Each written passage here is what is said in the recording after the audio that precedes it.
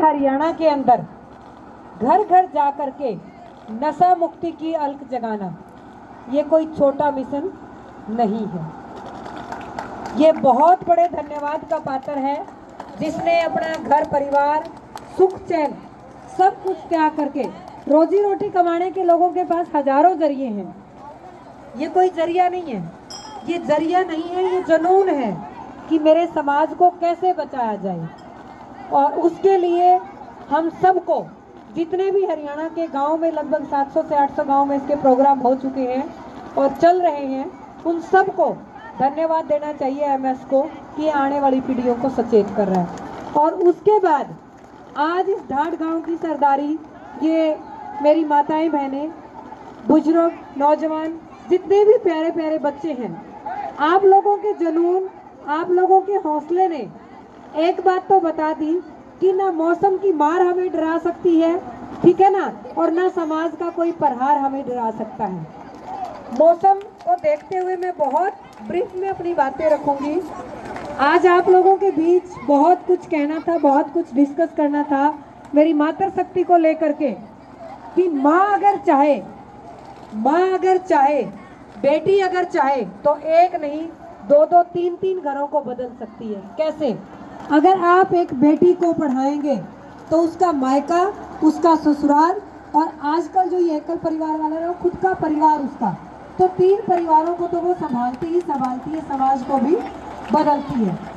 आप एक रोटी कम खा लीजिए, लेकिन अपने बच्चों को जरूर पढ़ाइए, अच्छे संस्कार दीजिए, अच्छी शिक्षा दीजिए।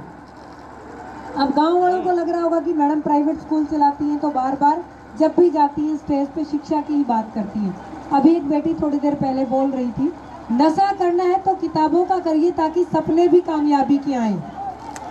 ये बच्चे ध्यान से सुन लो, नशा करना है तो किताबों का करो, नींद भी बहुत अच्छी आती है, और नींद आ गई तो सपने भी कामयाबी के आएंगे। नशा छोड़ना है तो बेटा मोबाइल का छोड़ दो, नशा छोड़ना है तो मोबाइल का छोड़ दो।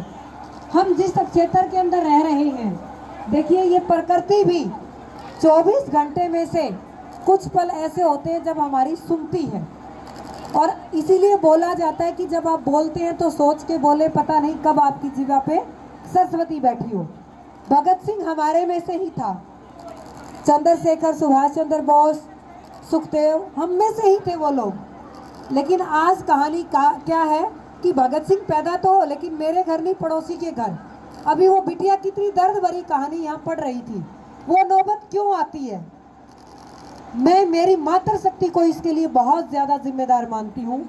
मेरी माँओं, बहनों, अगर आप लोगों को बुरा लगे तो बेशक लगे, मैं चाहती हूँ कि जो माएँ ऐसा करती हैं वो कम से कम आज की रात जा कर के तो सोचें कि जब बच्चा कोई भी कदम उठाता है तो उसका सबसे पहला आभास माँ बाप को होता है। और मैं ये बात दावे के साथ क्यों कह रही हूँ, क्योंकि मैं शिक्षिका हूँ। पिछले 21 साल से मैंने देखा है कि जब भी किसी बच्चे की पटरी से उतरने की समस्या आती है और बुला करके माँ बाप को कहा जाता है, तो वो उल्टा या तो टीचर को दोषी बनाते हैं, या क्या कहती हैं बहुत सारी माएँ मुझे, मैडम इसके पापा को मत बताना, पता चल गया तो इसको जान से मार देंगे। मैं ये कहती हूँ बदचलन बच्चे का मर जाना ही बेहतर है, क्योंकि वो समाज के लिए जा कर के आगे दरिंदा बनेगा।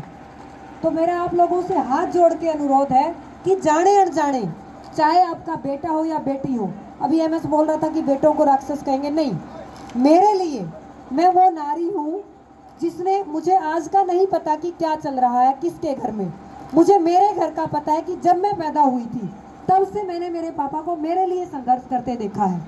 और आप लोगों को लग रहा होगा कि मैं इकलौती संतान हूँ। हम 6 भाई बहनें हैं, 4 बहनें और 2 भाई, मैं सबसे बड़ी हूँ, मेरे भाई बहुत छोटे हैं।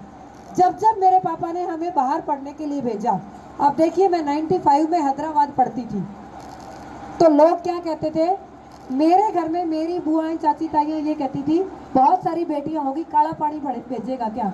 और आज जब हम चलते हैं तो वही परिवार बोलता है कि घर परिवार में कोई सलाह लेनी है तो पालकी बुढ़िया के पास चले जाते हैं, वो बता देगी। तो ये शिक्षा का मोल है, ये हमारा मोल नहीं है, ये विचारों का मोल है। आप अपने बच्चों को पढ़ाइए, लिखाइए, अच्छे संस्कार दीजिए। हम जब भी घर से बाहर निकलते थे, पिताजी हमेशा एक ही बात कहते थे, बेटा मेरी पगड़ी तुम्हारे सिर। इसको किसी के कदमों में झुका करके मत आना। और आज जब उनकी चारों बेटियां पोस्ट ग्रेजुएट हैं, हम चारों बहनें वेल सेटल्ड, दोनों भाई वेल सेटल्ड हैं, आज भी हमारा साझे का परिवार है। और जब भी पापा आते हैं, किसी भी बहन की ससुराल में जाते हैं और वहाँ लोग कहते हैं कि आपकी बेटियां पढ़ी ही नहीं है, इन्होंने यहाँ भी परिवार के तौर तरीके बदले हैं।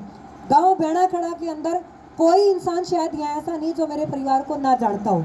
मैं चौधरी कपूर सिंह पुनिया जी जो पंचग्रामी खाप के प्रधान थे, उनके यहाँ पुत्र वधू हूँ। एक अकेला परिवार जिसके अंदर 17 MA BEd है। ठीक है, आज आप लोगों को ये पल्लू भारी लग रहा होगा। जब मैं बेणाखेड़ा में जाती हूँ तो मेरा भी ये पल्लू ऐसे ही होता है। ये संस्कार, ये सभ्यता, ये हमारी संस्कृति है, इसे आप बोझ मत मानिए। ठीक है, इस चीज़ को आप बोझ मत मानिए। ये हमारी सभ्यता है, हमारे संस्कार है, हमारी संस्कृति है।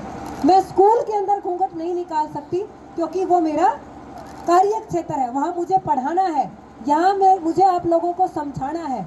और आप लोग भी अपने कार्य क्षेत्र पे खुल के अपना काम कीजिए, खुल करके आप आगे बढ़िए। आज कौन सा क्षेत्र है जहाँ बेटियाँ नहीं हैं? क्या बेटियाँ जहाज नहीं चलाती? कुछ लोग पिछले दिनों, राजनीति का माहौल है, मैं उस मुद्दे पे जाना नहीं चाहती, कभी कुछ बहन बेटियों के बारे में टिप्पणी करते हैं, कोई बोलते हैं, मैं उनको खुले मन से चैलेंज करती हूँ कि तुम जो बेटियों के बारे में बोलते हो, पहले सोचो तुमने जन्म किसकी कोख से लिया? एक नारी की कोख से। तुम्हें दूध किसने पिलाया? एक नारी ने। तुम्हें शादी के बाद संभाला किसने? एक नारी ने। तुम्हारी बेटी क्या है? तुम जानो क्या कि नारी क्या है? भगवान के बाद धरती पे अगर कोई अस्तित्व को बचाने वाला है तो वो नारी है।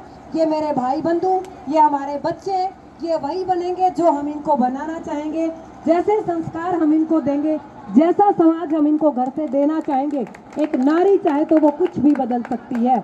जो नारी खुद कफन सिरहाने रख करके जब दूसरे मनुष्य को जन्म दे सकती है, ये गुण किसी और के पास है क्या? नारी से शक्तिशाली इस ब्रह्मांड में कुछ नहीं है। तो अपनी शक्तियों को पहचाने, उनका सदुपयोग करें, इन भाइयों को हमेशा आगे लेकर के चले, कभी भी परिवार के पुरुष की अनदेखी ना करें।